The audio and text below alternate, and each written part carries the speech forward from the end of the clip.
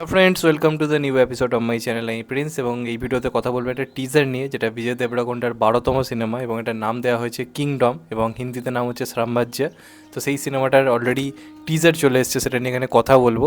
তো টিজারটা 3টে ভাষাতে রিলিজ করেছে, তামিল, তেলেগু এবং তার সঙ্গে সঙ্গে হিন্দিতে। তামিলে গলা দিয়েছে সূর্যা এবং তেলেগুতে গলা দিয়েছে এনটিআর এবং হিন্দিতে গলা দিয়েছে রণবীর কাপুর।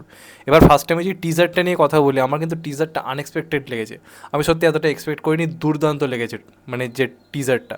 এবং এটা যেটা গল্প ডেলিভার করছে, এখানে আমরা দেখতে পাচ্ছি বিজয় দেবরকোন্ডা একজন ফেরোসিয়াস একজন অফিসার। এতটাই ফেরোসিয়াস যে কিছু ভুলের জন্য তাকে জেলেও যেত। আমরা তার জেলের মধ্যে একটা সিন দেখতে পাচ্ছি, মানে বোঝা যাচ্ছে রুথলেস একজন ব্রুটাল একজন পুলিশ অফিসার ক্যারেক্টার সে প্লে করছে। এবার এই গল্পটার মধ্যে আমার যতদূর মানে ভয়েস ওভার শুনে নানারকম জিনিস শুনে মনে হচ্ছে এটা একটা পুনর্জন্মের গল্প কিন্তু হতে চলেছে। কারণ একটা বহু মানে একটা অন্য জায়গাতে আমরা দেখতে পাচ্ছি বড় যুদ্ধ হচ্ছে দুই পক্ষের মধ্যে, রীতিমতো তীরন্দাজি থেকে শুরু করে সমস্ত রকমের যুদ্ধ চলছে। এবং সেখানেও একটা ঝলক আমরা দেখতে পাই বিজয় দেবরকোন্ডার একটা লম্বা চুলওয়ালা লুক, যেখানে একটা বাচ্চা ছেলে পেছনে ছুটছে এবং একটা বড় লড়াই চলছে।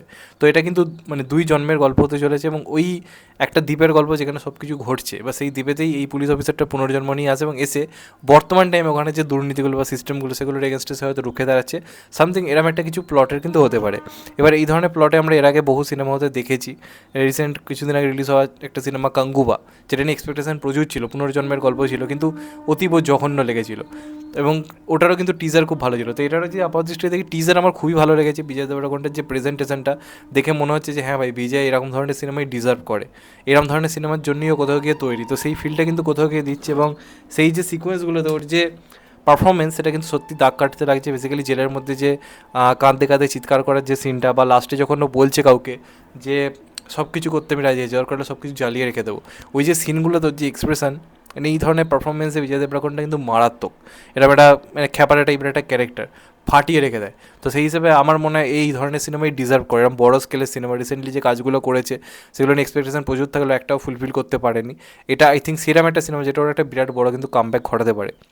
বিজয় দেবরকোন্ডা নর্থ ইন্ডিয়াতে কিন্তু একটা হিউজ অডিয়েন্স রয়েছে, তার সিনেমা লোকে দেখে, তার সিনেমা হিন্দিতে খুব জনপ্রিয়। তো এটাকে যদি প্রপারলি মার্কেটিং ভালো করে করা হয়, যদি হিন্দিতে প্রপারলি ভালো শো দেওয়া হয়, আমার মনে হয় কিন্তু কাজটা মোটামুটি হলো ওয়ার্ক করে যেতে পারে। এবং মনে হচ্ছে সিনেমাটাও ভালো হবে, কারণ পরিচালক বেশ ভালো, গৌতম দিনদুনুরি একজন ভালো পরিচালক, তারপর আশা রয়েছে। এবং যেভাবে সিনেমাটাকে শ্যুট করেছে বড় লার্জ স্কেলে, যেভাবে বিভিন্ন জিনিসপত্রগুলো হলো এবং তার সঙ্গে ভয়েস ওভারে যে কথাগুলো দেওয়া হয়েছে, তার সঙ্গে সিনটাকে যেভাবে কাটা হয়েছে টিজারের মধ্যে, সেটা কিন্তু দেখতে বেশ প্রমিসিং লাগছে। এবং বিজয় দেবরকোন্ডার এন্ট্রিটা টপ নচ, এরমভাবে পুলিশের গার্ডটা নিয়ে ভল্ট খেয়ে আসছে, ওটা কিন্তু দেখতে দারুণ লাগছে। তো ওভারঅল টিজারটা আমার বেশ ভালো লেগেছে। এবার আমাকে যদি জিজ্ঞাসা করো হিন্দি ডাবিংটা কেমন লাগলো রণবীর কাপুরের গলাতে, তোমরা তামিল এবং তেলেগুতে এনটিআরের এবং সূর্যার গলাটা যা শুনে এসো। রণবীর কাপুরের অভিনয় সত্ত্বার আমি খুব বড় ফ্যান, অবশ্যই, কোনো সন্দেহ নেই। কিন্তু এই মানে যেরকম ধরনের ভয়েস ওভার দরকার ছিল, সেই ভয়েস ওভারটা আমার মনে হয় রণবীর কাপুরের ক্ষেত্রে খুব একটা ম্যাচ করেনি বলে। আমি জানি অনেকে খেপে যাবে, কিন্তু এটা যদি অজয় দেবগানের গলা থাকতো বা একটা অমিতাভ বচ্চনের গলা থাকতো, আই থিঙ্ক আরও ভয়ঙ্কর শুনতে লাগতো। রণবীর কাপুরের গলা ভালো, কিন্তু একটা সেই ব্যারিটন ভয়েসের যে ব্যাপারটা, সেটা একটু মিসিং রয়েছে গলার মধ্যে। সেই যে একটা সেই গম্ভীরতাটা, সেটা রণবীর কাপুরের গলার ক্ষেত্রে আমার মনে হয় একটু মিসিং রয়েছে। যে কারণে হিন্দিতে পিছনের যে ভয়েস ওভারটা আমার শুনতে ততটা ভালো লাগছে না, যতটা তামিল তেলেগুতে সূর্যা এবং আমাদের ধনু সূর্যা এবং তার সঙ্গে সঙ্গে অপরদিকে যদি আমরা দেখি এনটিআরের ভয়েস ওভারটা যেরকম শুনতে লাগছে, যেরকমভাবে মানিয়েছে, ওদের যে গলার গাম্ভীর্যটা অনেকটা বেটার লাগছে। তো এখানেও যদি হিন্দিটা যদি আই থিঙ্ক অজয় দেবগান বা আমাদের ওদিকে অমিতাভ বচ্চন স্যারকে দিয়ে করানো, তো আই থিঙ্ক অনেক অনেক বেটার জিনিসটা শুনতে লাগতো। তবে রণবীর কাপুর নিজের মতো করে বলেছে ভালো, সেটাকে আমি ছোটো করছি না, কিন্তু ঠিকঠাক আমার মানানসই লাগেনি। তবে ওভারঅল টিজারটা আমার বেশ ভালো লেগেছে, সিনেমাটা দেখার জন্য এক্সাইটেড করছে।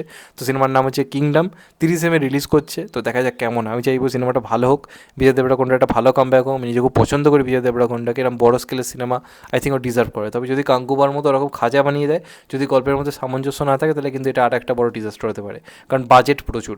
তো দেখা যাক শেষ পর্যন্ত কী হয়।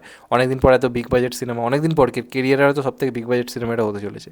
তো দেখা যাক, এর ওপর ভরসা রেখেছে, ট্যালেন্টও রয়েছে, এবার কতটা বক্স অফিসে সফলতা আছে বা সিনেমাটা কেমন হয়। তোমাদের কেমন লেগেছে টিজারটা কমেন্ট করে অবশ্যই জানিও। চ্যানেলটা নতুন হলে চ্যানেলটা সাবস্ক্রাইব করে দিও অ্যান্ড কেটে বেল আইকন। ভালো থেকো সবাই, টেক কেয়ার, নমস্কার। আবার দেখা হবে, এখন তো পাই সবাই ভালো থেকো, সুস্থ থেকো, নমস্কার, টেক কেয়ার, আবার দেখা হবে, ভালো থেকো।